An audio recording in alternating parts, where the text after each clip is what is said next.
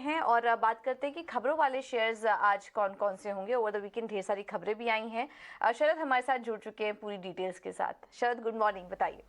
Good morning पूजा। तो over the weekend जो है इंपॉर्टेंट खबर देखने को मिल रहे हैं, स्पेशली जो है स्टॉक स्पेसिफिक मूवमेंट में ज़्यादा फोकस रहेगा। जीएमआर एयरपोर्ट्स फोकस में रहेगा। यहाँ पे जो उनकी आर्म है एयरपोर्ट्स इंफ्रा कंपनी, वो जो है मर्ज होने वाली है कंपनी के साथ। और इसके अलावा जो है इंपॉर्टेंट बात ये भी है कि कैपिटल रेज भी होने वाली है। यहाँ पे वो एफसीसी भी जो फुली कन्वर्टेबल बॉन्ड्स जो होते हैं वो एयरपोर्ट्स दे पैरी, मतलब जो आप कह सकते हैं जो कंपनी जो जितने भी सिविल एयरपोर्ट्स है पेरिस में उसको मेंटेन करते हैं, वहाँ पे लगभग 2900 करोड़ रेस करने वाले हैं। और इस कन्वर्जन का जो इक्विटी वैल्यू होगा वो ऑलमोस्ट 44 रुपीज़ प्रति शेयर रहेगा। लेकिन बहुत अहम डील्स हुए थे वीकेंड में। यहाँ पे डिलीवरी में जो है वैनगार्ड ने 96 लाख शेयर्स की एक्विजिशन की, जिसका टोटल वैल्यू 310 करोड़ रुपए का था। इक्विटी स्मॉल फाइनेंस बैंक में भी नॉर्जस बैंक और वैनगार्ड ने जो है स्टेक ली है। रफली 0.5 to 0.9% है इसका जो है वैल्यूएशन रहा है। जिंदल स्टेनलेस में बात करें तो नॉर्जस बैंक में 28 लाख शेयर्स की खरीदारी हुई है। इसके अलावा हैवेल्स इंडिया फोकस में रहेगा। कमर्शियल प्रोडक्शन उन्होंने स्टार्ट कर दी है। अब ये है आपके आंध्र प्रदेश के प्लांट में। अब एक्सपेंशंस की बात करें तो नवीन फ्लोराइन जो है लगभग 2 गुना अपनी जो एग्जिस्टिंग हाइड्रोफ्लोरिक कैपेसिटी उसको बढ़ाए हैं। ये जो है बेसिकली एक रॉ मटेरियल है और टोटल कैपेक्स 450 करोड़ का होने वाला है। और ये फंडिंग इंटरनल एक्रूवल्स और डेट दोनों के जरिए होगा। जिंदल पॉली ने भी अपनी कमीशन कर दी है कैपेसिटी एक्सपेंशन के लिए ग्लोबल नॉन वोवन डिवीजन के लिए। ये नासिक का प्लांट में है और इनका जो कैपेसिटी है 61% अब एक्सपैंड कर जाएगा। टोरेंट फार्मा को जो है लगभग एक फॉर्म 483 यूएसएफडीए ऑब्जर्वेशन आया है गुजरात प्लांट से।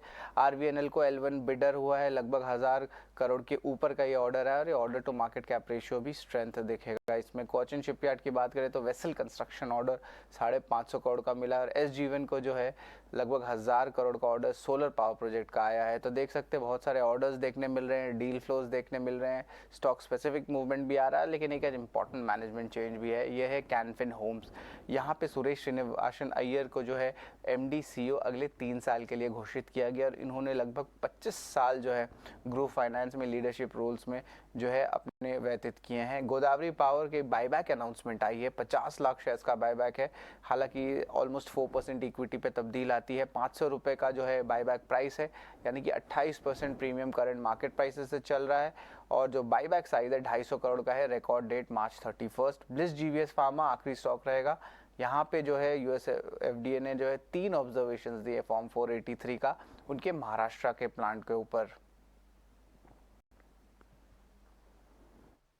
बिल्कुल। तो ढेर सारी खबरें आई हैं ओवर द वीकेंड, क्योंकि वीकेंड भी था तो उस दौरान खबरें काफ़ी थी, इस वजह से लिस्ट लंबी है। ऑर्डर विंग की खबरें आई हैं, कोचिन शिपयार्ड, SJVN और RVNL से जुड़ी, तो यहाँ पर भी आप नज़र रखिए। मैनेजमेंट चेंज से जुड़ी खबर है और इसके अलावा भी ढेर सारी खबरें जहाँ पर कि आपको नज़र रखनी है, उसके चलते आज स्टॉक स्पेसिफिक एक्शन देखने को मिल सकता है। शरद बाबा, धन्यवाद आपका ये सारी डिटेल्स लाने के लिए। तो ये तो थे खबरों वाले शेयर्स, लेकिन अब आगे बढ़ते हैं और आज ब्रोकरेज हाउस के रिपोर्ट्स कौन कौन सी आ रही हैं ये बताने के लिए वामाक्षी हमारे साथ मौजूद हैं। वामाक्षी, गुड मॉर्निंग, बताइए। जी बिल्कुल, शुरुआत करते हैं हम बायोकॉन से। मॉर्गन स्टैनली का मानना है कि शेयर प्राइस अगले 15 दिन में बढ़ सकता है। स्टॉक के जो रीसेंट ट्रेड ऑफ हमने देखे थे रिसेंटली, उसी के चलते उनकी जो शॉर्ट टर्म वैल्यूएशन काफ़ी आकर्षक हो गई है। और इनफैक्ट उनका मानना है कि बायोकॉन बायोलॉजिक्स लिमिटेड में पोटेंशियल PE इन्वेस्टमेंट के चलते डेट रिडक्शन भी हो सकती है और इसी के चलते मॉर्गन स्टैनली ने ओवरवेट की राय दी है, लक्ष्य दिया है 311 प्रति शेयर का। जाइडस लाइफ साइंसेज भी हमारे रेडार पर है। एक्सिस कैपिटल का मानना है कि US में नए लॉन्चेस के चलते ग्रोथ विजिबिलिटी सुधरती नजर आ रही है। भारत के कारोबार में ग्रोथ विजिबिलिटी स्टेडी है। R&D एसेट्स के चलते लॉन्ग टर्म ग्रोथ भी अच्छी तरीके से कंपनी कर पाएगी और इसी के चलते एक्सिस कैपिटल ने खरीदारी की राय दी है, लक्ष्य दिया है 560 प्रति शेयर का। अगला स्टॉक है DLF। JP मॉर्गन का मानना है कि कंपनी ने अपनी सबसे इम्पोर्टेंट लॉन्च की अनाउंसमेंट की है। इसके अलावा उनका मानना है कि 95% जो बायर्स है वो इंडिविजुअल एंड यूज़र्स है।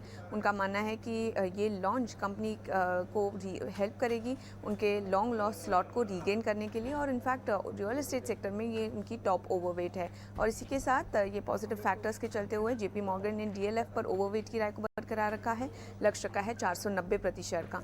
और आखिर में हम फोकस करेंगे गोदरेज कंज्यूमर पर। गोल्डमैन सैक्स का मानना है कि रीसेट फेज जो था वो कंपनी का अब वो बीत चुका है, टर्न अराउंड मोमेंटम गैदर कर सकता है। उनका जो HI सेगमेंट है यहाँ पर पोटेंशियल इनोवेशंस के चलते अच्छी ग्रोथ दिख सकती है। Hair colours, air care, liquid detergents के चलते बेसलाइन बूस्ट हो सकती है।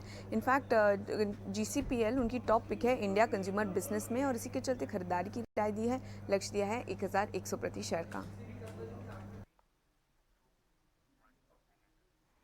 ऑल राइट, बहुत बहुत शुक्रिया वामाक्षी ये सारी जानकारी देने के लिए। तो DLF है आज, जाइडस लाइफ, बायोकॉन और गोदरेज कंज्यूमर जैसे स्टॉक्स आज फोकस में हैं ब्रोकरेज हाउस की रिपोर्ट्स के चलते। तो चलिए यहाँ पर हमारी नज़र बनी रहेगी और इसके चलते इन तमाम खबर और अपडेट्स के चलते स्टॉक स्पेसिफिक एक्शन पर भी हम आपको अपडेट देते रहेंगे। लेकिन अब आगे बढ़ते हैं और